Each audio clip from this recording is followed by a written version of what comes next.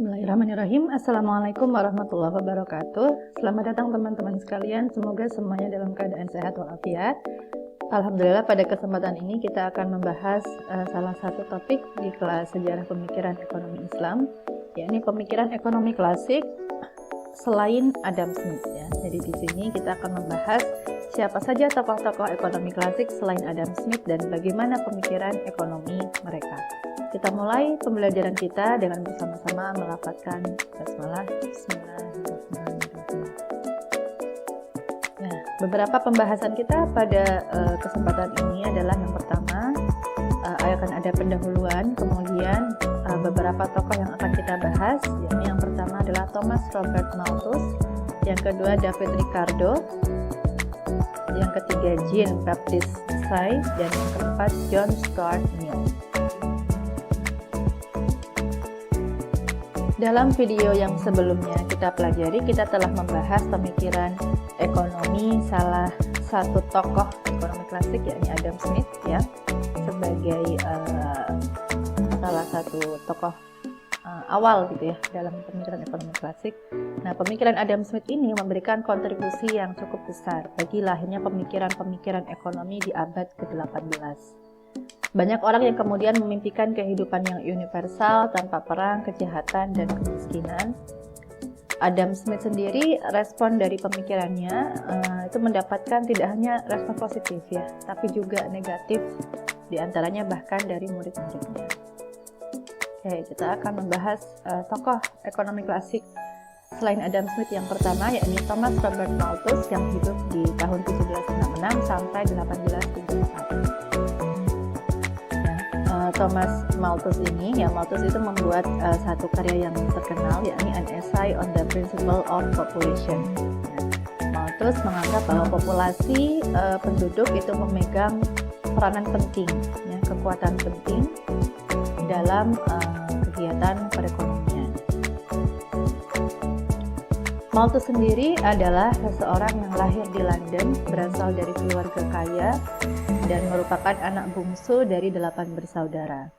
Dia merupakan lulusan Cambridge dan sempat mengajar di East Indian College, sempat menjadi pendeta sebelum menikah pada tahun 1804. Tadi sudah disampaikan di slide sebelumnya bahwa karya Malthus yang terkenal adalah An Essay on the Principle of Population dan juga Principle of Political Economy. Beberapa pemikiran Thomas Malthus diantaranya adalah tertuang ya dalam bukunya Principle of Population yang merupakan karya yang paling fenomenal.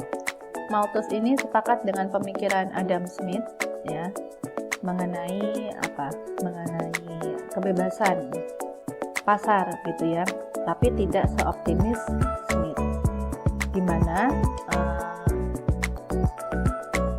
perbedaan selanjutnya ya antara Malthus dengan Smith itu adalah mengenai dari kunci utama kesejahteraan umat manusia. Menurut Smith, salah satu kunci utamanya adalah spesialisasi dan pembagian kerja. Ya. Kalau Malthus menyatakan bahwa kunci utama dari kesejahteraan umat manusia adalah populasi yang diimbangi ya, atau diiringi dengan perkembangan lahan dan juga sumber daya yang diperlukan dalam kegiatan ekonomi. Kalau terjadi ketidakseimbangan antara populasi dengan lahan dan dengan sumber daya yang lain, maka akan sulit dicapai ya, kesejahteraan ekonomi. Kemudian Thomas Malthus juga menyatakan bahwa tanah sebagai faktor produksi itu jumlahnya tetap, sementara populasi manusia terus berkembang. Ini menjadi salah satu permasalahan. Tanah akan berkurang untuk berbagai keperluan seperti pembangunan perumahan, pabrik, bangunan lain, dan jalan raya. Sementara manusia itu berkembang, ya, produksi makanan juga berkembang. Menurut Malthus, pada suatu masa akan terjadi malapetaka sebagai akibat tekanan penduduk. Ya, contohnya seperti perang, epidemi, atau wabah penyakit, kekurangan pangan, dan lain-lain. Salah satu cara untuk menghindari malapetaka tersebut menurut Malthus adalah kontrol terhadap pertumbuhan penduduk. Bagaimana teknisnya? Ya. Salah satunya adalah dengan menunda usia perkawinan, katanya Malthus seperti itu, dan mengurangi jumlah anak, tetapi bukan dengan kontrasepsi. Malthus menentang pertumbuhan penduduk hanya ketika pertumbuhan tersebut melampaui daya dukung sumber nafkah. Tadi seperti lahan untuk produksi, kemudian sumber daya yang lain ya, di mana pertumbuhan penduduk ini tidak terbendung dan menimbulkan kejahatan serta penderitaan. Tapi kalau pertumbuhan penduduk bisa diimbangi dengan daya dukung sumber nafkah, manusia masih pandai dalam mengelola lahan yang ada yang tersisa, maka itu tidak menjadi masalah. Kemudian ada beberapa respon mengenai pemikiran Malthus. Ya, pemikiran Thomas Malthus dianggap terlalu pesimis dan tidak terbukti pada masa itu. Pemikiran Malthus juga menuai kritik dari kalangan teolog konservatif dan penganut liberal ya, karena tadi ada suatu saran untuk menunda pernikahan, ya, kemudian setelah itu menekan angka kelahiran. Nah, ini mendapat kritik dari teolog konservatif dan penganut liberal. Kemudian pendukung teori Malthus, diantaranya ada David Ricardo, John Stuart Mill, Nat Wicksell, dan lain-lain. Thomas Malthus tetapi ya memiliki kontribusi juga. Pemikiran beliau berkontribusi terhadap perkembangan ekonomi dan sosial modern ya, di mana Malthus ini bisa mendorong adanya studi demografi dan populasi. Inggris melakukan sensus pertama kali pada tahun 1801 sebagai pengaruh studi dari Malthus. Malthus juga merupakan guru rekayasa sosial yang mendukung kontrol populasi dan batas pertumbuhan ekonomi. Pemikiran Thomas Malthus ini juga mempengaruhi pemikiran ekonomi banyak ilmuwan, mengilhami adanya teori Darwin, dan mempengaruhi teori ekonomi Keynes. Oke, kemudian tokoh selanjutnya adalah David Ricardo yang lahir dan hidup ya di tahun 1772 sampai 1823. Kemudian teori-teori yang paling terkenal dari David Ricardo adalah seperti yang disampaikan di video sebelumnya, di video Adam Smith, yakni comparative advantage yang melengkapi teori Adam Smith, yaitu teori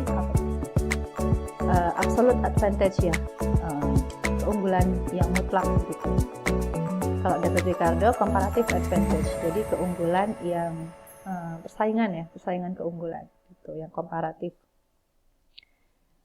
Kemudian David Ricardo juga memiliki pandangan terkait rente ekonomi ya, dan juga teori nilai dan tenaga kerja.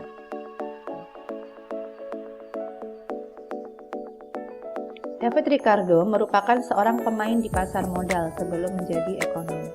Pemikirannya banyak membahas tentang keuangan dan perbankan.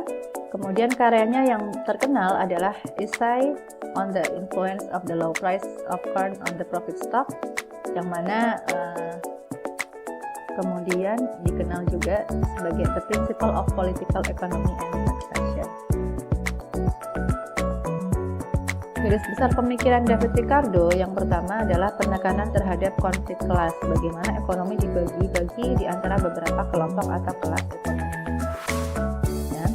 Kemudian ada rent theory, jadi teori rente lahan, kemudian teori nilai tenaga kerja, kemudian hukum moneter, ya, upah yang natural, dan keunggulan yang bersaing ya, comparative advantage. Ini garis besar pemikiran David Ricardo.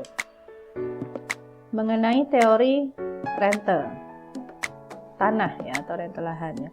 Perbedaan jenis tanah, jadi tanah itu menurut David Ricardo ada beberapa klasifikasinya, ada beberapa perbedaan, ada tanah yang subur, yang kurang subur, tidak subur. Ini pada akhirnya akan mengakibatkan adanya marginal cost dan average cost. Makin tinggi biaya, makin tinggi cost-nya, maka keuntungan per hektar tanah semakin kecil. Contohnya, kalau tanah subur itu kan tidak memerlukan maintenance yang lebih besar daripada tanah yang kurang subur atau bahkan yang tidak subur gitu ya. Jadi nanti tanah suburnya biayanya akan semakin rendah, keuntungannya akan semakin besar. Tapi kalau tanah yang kurang subur atau tidak subur itu maintenance-nya tinggi, sehingga keuntungannya akan semakin kecil. Kemudian rente atau sewa ekonomi adalah jumlah yang dibayarkan untuk sesuatu di atas apa yang diharapkan pemiliknya. Ekonomi keren atau renta ekonomi muncul karena pasar yang tidak sempurna. Contoh dari ekonomi keren ini adalah misal ada wawancara kerja ya. Anda memutuskan akan menerima pekerjaan itu dengan bayaran $40.000 per tahun. Kemudian dari HRD akan menelepon, menawari Anda pekerjaan, dan kemudian mereka menyampaikan kabar bahwa Anda ini akan digaji $45.000. Jadi ada selisih nih, selisihnya ternyata lebih besar gaji yang ditawarkan oleh HRD perusahaan tempat Anda melamar. Nah, selisih 5.000 ini adalah ekonomi keren dan itu bukan keuntungan, melainkan pendapatan yang melebihi apa yang diharapkan, tapi itu bukan keuntungan.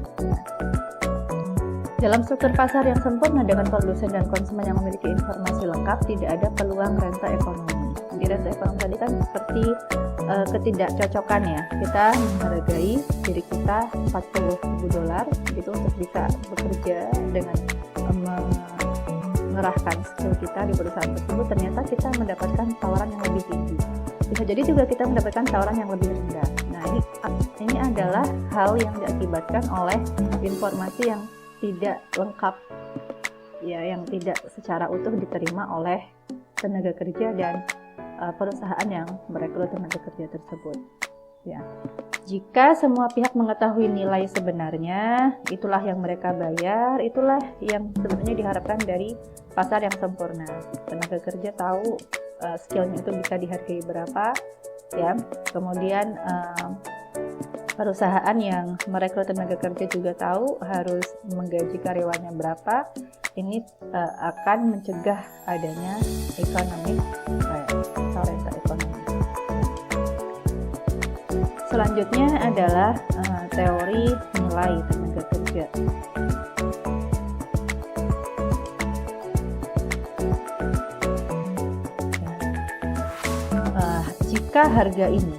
Jika harga yang ditawarkan oleh perusahaan itu lebih dari harga pokok penjualan gitu lah ya, biaya ditambah upah dan lain-lain, maka ini menjadi laba ekonomi bagi perusahaan. Ya.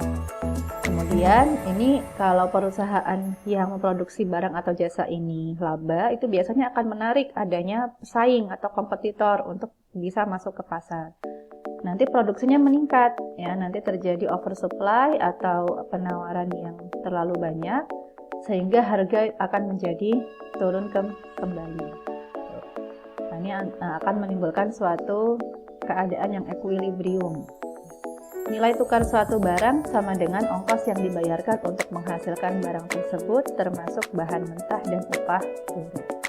Jadi seharusnya harga itu sama dengan biaya plus upah, gitu ya.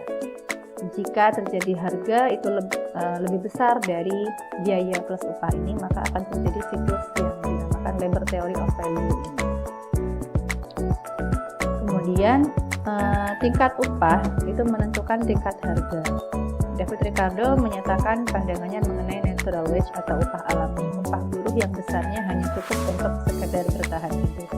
Besarnya ditentukan kebiasaan setempat, bisa naik seiring dengan kenaikan standar hidup. Disebut juga teori upah besi atau iron law of wage. Kemudian teori yang selanjutnya dari David Ricardo adalah competitive advantage, di mana setiap kelompok masyarakat atau negara khusus menghasilkan produk tertentu. Kelebihan produksi dari negara tersebut setelah didistribusikan di negaranya, kemudian diperdagangkan ke luar negeri, hasilnya untuk membeli barang lain, ya, sehingga David Ricardo ini dianggap sebagai arsitek perdagangan bebas. Kalau Adam Smith menyatakan teori keunggulan mutlak, jadi beberapa negara memproduksi yang sama, gitu ya. Kalau David Ricardo menyatakan negara itu perlu mengetahui spesialisasinya itu ada di sektor apa, untuk kemudian sektor tersebut hasil produksinya didistribusikan dulu di negaranya, baru kemudian diedarkan ke negara lain, diperdagangkan ke negara. Pemikiran David Ricardo yang lain adalah analisis matematis ya tadi, terutama terkait harga tanah tadi yang menggunakan analisis marginal cost. Nah, jadi analisis matematis yang ditawarkan oleh Ricardo akan menjadi cikal bakal ekonometrika. Kemudian yang kedua, Ricardo juga memisahkan ilmu ekonomi dengan sejarah dan teori filsafat, sosiologi, dan lain-lain. Menurut Ricardo, ilmu ekonomi yaitu murni ilmu yang menggunakan penalaran deduktif dan sangat matematis, begitu ya. Tapi pada akhirnya sekarang kita itu sudah mengintegrasikan kembali ya, ekonomi itu ternyata berkaitan juga dengan sejarah, berkaitan juga. Nah ini di era kita sekarang, di era ini disatukan lagi antara ilmu ekonomi dengan ilmu-ilmu yang sempat dipisahkan oleh Ricardo. Kemudian hukum moneter ya, tingkat harga dipengaruhi oleh perubahan jumlah uang yang beredar. Bank sentral dalam mencetak uang harus sesuai dengan cadangan emas yang merepresentasikannya. Ini menurut David Ricardo. Kemudian David Ricardo membangun teori analisis marginal yang banyak dikembangkan oleh neoklasik, mengilhami gerakan anti-corn law yang menentang aturan perdagangan jagung di Inggris, juga mengilhami aliran Manchester School yang menentang intervensi pemerintah dalam perdagangan. Selanjutnya tokoh ketiga yakni Jean-Baptiste Say dengan satu pernyataan yang paling terkenal yaitu supply creates its own demand. Jadi penawaran itu akan menciptakan permintaannya sendiri. Say ini berasal dari Perancis, termasuk ke dalam kalangan pengusaha. Ia mengkodifikasi pemikiran Smith dalam bukunya Traité d'Économie Politique. Kemudian ada hukum Say, di mana tadi ya, supply creates its own demand, nilai produksi itu sama dengan pendapatan. Dalam keadaan seimbang, produksi akan menciptakan permintaannya sendiri akan produksi barang tersebut. Menurut Jean-Baptiste Say, peningkatan produksi akan meningkatkan pendapatan dan itu pada akhirnya akan meningkatkan permintaan. Ya. Tidak ada penawaran yang berlebih dalam pasar persaingan sempurna karena setiap penawaran itu akan ada sambutan dari penerimaan, dari permintaan. Setiap penawaran akan mendapat sambutan permintaan. Pasar dengan invisible hand-nya akan mengatur agar harga ini kembali seimbang. Saya juga menentang Ricardo dalam Iron Law tadi ya, yang mengenai pengupahan sesuai dengan kebutuhan dasar. Kemudian harga barang menurut saya ditentukan juga oleh nilai guna, bukan biaya dan ongkos pembuatannya. Kalau tadi menurut Adam Smith ya, dan juga menurut David Ricardo, menurut Adam Smith harga barang ditentukan oleh kuantitas tenaga kerja. Menurut David Ricardo, harga barang ditentukan oleh upah dan juga biaya-biaya yang diperlukan dalam produksi barang tersebut. Jika Say ini menyatakan bahwa harga barang ditentukan oleh utilitas atau oleh nilai gunanya. Seperti itu. Jadi ini ada beberapa perbedaan pandangan antara Adam Smith, David Ricardo, dan juga Say. Say ini merupakan pendukung utama Smith dan pembela laissez-faire.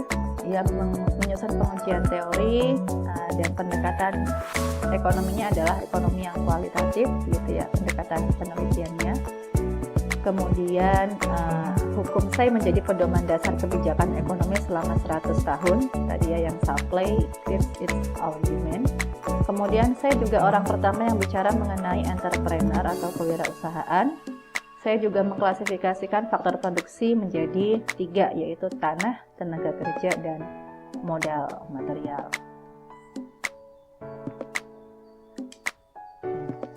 Kemudian selanjutnya, tokoh keempat yakni John Stuart Mill, yang mana hidup di tahun 1806 sampai 1873.